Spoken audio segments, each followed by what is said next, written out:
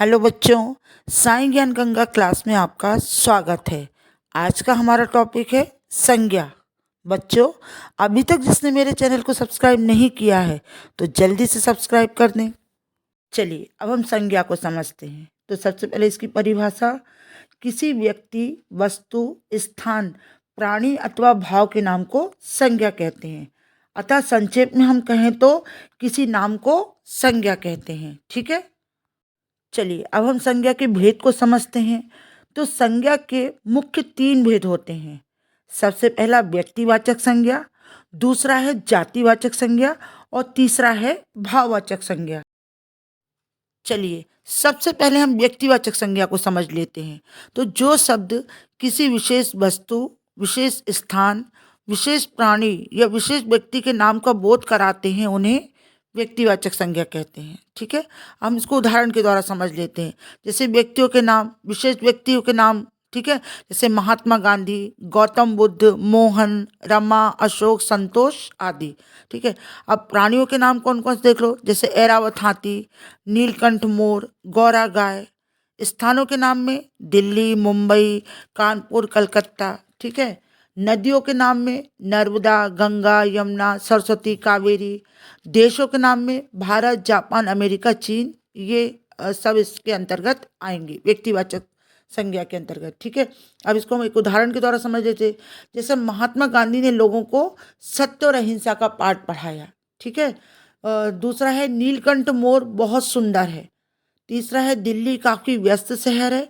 और चौथा है गंगा सबसे पवित्र नदी है। और पांचवा है भारत दुनिया का सबसे बड़ा लोकतांत्रिक देश है। देखिए इन उदाहरणों को देख के आपको क्या समझ में आया। जैसे पहला वाला एग्जाम्पल है तो इसमें महात्मा गांधी एक विशेष व्यक्ति के बारे में बताया गया। नीलकंठ मोर, देखो वैसे मोर क्या है, जातिवाचक संज्ञा है, लेकिन चूंकि इसमें नीलकंठ नाम दे दिया है ना, तो उसमें एक प्राणी विशेष आ गया है। ठीक है, दिल्ली ऐसा आया है, गंगा आया है, भारत आया है, तो ये सब क्या है, व्यक्तिवाचक संज्ञा के अंतर्गत आएंगे। ठीक है, चलिए अब हम जातिवाचक संज्ञा को समझते हैं। तो जो संज्ञा शब्द किसी प्राणी, वस्तु, पदार्थ की पूरी जाति का बोध कराता है उसे हम क्या बोलते हैं, जातिवाचक संज्ञा बोलते हैं। मतलब अभी हमने व्यक्तिवाचक में क्या पढ़ा है, किसी व्यक्ति विशेष या प्राणी विशेष के बारे में। ठीक है, अब यहाँ क्या बोला जा रहा है कि पूरी जाति के विषय में बताया जा रहा है। ठीक है ना, जैसे दिया है मनुष्य, कुत्ता, गाय, पुस्तक, ये जो दिए हैं ना, ये पूरी जाति को बिलोंग करते हैं। ठीक है, जैसे मनुष्य सामाजिक प्राणी है, तो यहाँ सभी मनुष्य के बारे में बताया जा रहा है। ठीक है, कुत्ता वफादार जानवर है, गाय पालतू जानवर है, पुस्तकें मनुष्य की सबसे अच्छी मित्र होती है ना। तो इन चारों उदाहरणों में क्या बताया गया है कि यहाँ मनुष्य, कुत्ता, गाय तथा पुस्तकें पूरी जाति का प्रतिनिधित्व कर रहे हैं, है ना। आया समझ में आपको। जातिवाचक संज्ञा के 2 अन्य भेद हैं, द्रव्यवाचक संज्ञा और समूहवाचक संज्ञा। ठीक है, देखिए मैंने आपको क्या बताया कि संज्ञा के 3 भेद हैं, व्यक्तिवाचक, जातिवाचक और भाववाचक। लेकिन ये जो द्रव्यवाचक और समूहवाचक है ये जातिवाचक संज्ञा के अंतर्गत ही आते हैं।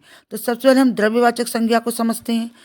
जातिवाचक संज्ञा के अंतर्गत कुछ ऐसे शब्द आते हैं जो किसी पदार्थ या द्रव्य का बोध कराते हैं, उसे हम द्रव्यवाचक संज्ञा कहते हैं। ठीक है ना, द्रव्यवाचक जो संज्ञा है उसको क्या होता है, गिना नहीं जा सकता, इनका केवल माप तोल किया जा सकता है। जैसे सोना, चांदी, तांबा, लोहा, पानी। इसको उदाहरण के द्वारा समझो। सोना एक मूल्यवान धातु है। देखो उसमें सोना किसी पर्टिकुलर एक जेवर की बात नहीं हो रही है, सोना धातु के बारे में बात हो रही है, पूरी सोना धातु के विषय में बताया जा रहा है। ठीक है, लोहे का उपयोग औजार बनाने के लिए भी किया जाता है। ठीक है, चलिए अब समूहवाचक संज्ञा को समझते हैं। तो जिस शब्द से किसी समूह या समुदाय का बोध होता है उसे समूहवाचक संज्ञा कहते हैं। ठीक है, ये तो आपको हेडिंग से समझ में आ रहा है कि पूरे समूह का, पूरे समुदाय के विषय में इसमें बात हो। जैसे सेना, परिवार, कक्षा, सभा, भीड़। क्या दिया एग्जाम्पल में, सेना ने सुरक्षा कार्य में मदद की, मेरा परिवार बड़ा है। ठीक है, आया समझ में आपको ये।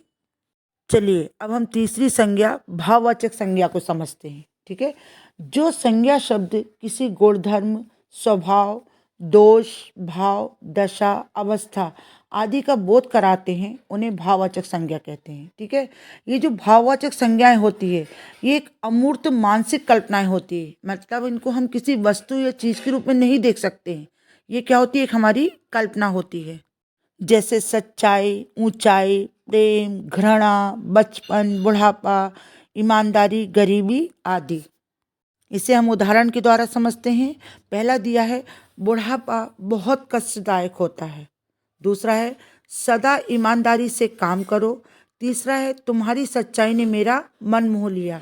देखा आपने तीनों उदाहरण में कि ये तीनों जो चीज़ दी हैं, इनको हम सिर्फ महसूस कर सकते हैं, इनकी कल्पना कर सकते हैं। ये किसी वस्तु के रूप में हमको दिखाई नहीं देती हैं। अब हम भाववाचक संज्ञाओं की रचना को समझते हैं। तो भाववाचक जो संज्ञाएं हैं, निम्नलिखित 5 प्रकार से बनती हैं। ठीक है ना। सबसे पहले बनती है जातिवाचक संज्ञा से। ठीक है, जातिवाचक संज्ञा से भाववाचक संज्ञा कैसे बनती है, ये देखिए। जैसे दिया है शिशु, तो शिशु का क्या बनती है भाववाचक संज्ञा, शैशव। दूसरा दिया है मानव, मानव का भाववाचक संज्ञा होगी मानवता। सेवक, सेवक की होगी सेवा। मित्र की मित्रता। और बूढ़ा का बुढ़ापा। तो यहाँ शिशु, मानव, सेवक, मित्र, बूढ़ा, ये सब क्या है, जातिवाचक संज्ञा हैं। चलिए अब विशेषण से भाववाचक संज्ञा की रचना। ठीक है, तो देखिए विशेषण शब्द हैं आपके। गरीब का क्या बना है भाववाचक संज्ञा, गरीबी। अच्छा का अच्छाई। आलसी का आलस्य। सुंदर का सुंदरता। और हरा का हरियाली। ठीक है, अब सर्वनाम से भाववाचक संज्ञा की रचना। ठीक है, देखो जैसे दिया है अपना, सर्वनाम शब्द दिया है अपना, इसका भाववाचक संज्ञा क्या बनेगा, अपनापन या अपनत्व। मम, मम का भाववाचक संज्ञा बनेगा ममता या ममत्व। आप, आपका भाववाचक संज्ञा है आपा। निज का निजता निजत्व। सर्व का सर्वस्व। क्रिया से भाववाचक संज्ञा की रचना। जैसे क्रिया दी है पहली मिलना, तो इसका क्या दिया है भाववाचक संज्ञा, मेल। उतरना का उतराई। हंसना का हंसी। दौड़ना का दौड़। और हारना का हार। चलिए अब अवयवों से हम भाववाचक संज्ञा की रचना करते हैं। जैसे पहला दिया है ऊपर, तो ऊपर का भाववाचक संज्ञा होगा ऊपरी। दूसरा दिया है नीचे, नीचे का भाववाचक संज्ञा होगा नीचाई। तीसरा है निकट, निकट का निकटता। ठीक है, उसके बाद दिया है मना, मना का मनाही। और लास्ट दिया है समीप का समीप पे। देखिए एक जानने योग्य विशेष बात है कि कभी कभी व्यक्तिवाचक संज्ञा का प्रयोग जातिवाचक संज्ञा की तरह तथा जातिवाचक संज्ञा का प्रयोग व्यक्तिवाचक संज्ञा की तरह किया जाता है। ठीक है, कैसे हम इसको समझते हैं। चलिए इसे हम उदाहरण के द्वारा समझते हैं। क्या दिया उदाहरण में, समाज में विभीषणों की कमी नहीं है। तो उपर्युक्त वाक्य में विभीषण का अर्थ रावण का भाई विभीषण के रूप में नहीं है, बल्कि घर के भेद को खोलने वाले के रूप में किया जा रहा है। ठीक है, मतलब अगर ये होता सेंटेंस बनता कि रावण का भाई विभीषण है, तो यहाँ विभीषण क्या होता, व्यक्तिवाचक संज्ञा होता। लेकिन उन्होंने क्या बोला है कि विभीषणों की कमी नहीं है। ठीक है ना, कि जो घर का भेद खोलते हैं। तो ये जो व्यक्तिवाचक जो संज्ञा का प्रयोग जातिवाचक के रूप में किया गया है। ठीक है ना। दूसरा वाक्य है, बापू को हम भूल नहीं सकते। ठीक है, उपर्युक्त वाक्य में बापू शब्द गांधी जी के लिए प्रयोग किया जा रहा है। ठीक है ना, तो जो बापू शब्द है वो जातिवाचक संज्ञा है। क्यों, क्योंकि बापू का अर्थ होता है पिता। ठीक है ना, तो पिता मतलब पिता क्या होता है, जातिवाचक संज्ञा है। लेकिन यहाँ बापू किसको बोला जा रहा है, महात्मा गांधी को। तो ये बापू जातिवाचक संज्ञा होने के बावजूद भी यहाँ पे इसको व्यक्तिवाचक संज्ञा के रूप में इसका प्रयोग किया जा रहा है। तो पहले सेंटेंस में व्यक्तिवाचक संज्ञा को जातिवाचक संज्ञा के रूप में प्रयोग किया है, और दूसरे सेंटेंस में जातिवाचक संज्ञा को व्यक्तिवाचक संज्ञा के रूप में प्रयोग किया गया है। तो आपको ये सेंटेंस देख के आपको ध्यान देना है। आपको आई समझ में। मैं आशा करती हूँ बच्चों कि आपको संज्ञा तथा उसके भेद अच्छे से समझ में आ गए होंगे। धन्यवाद।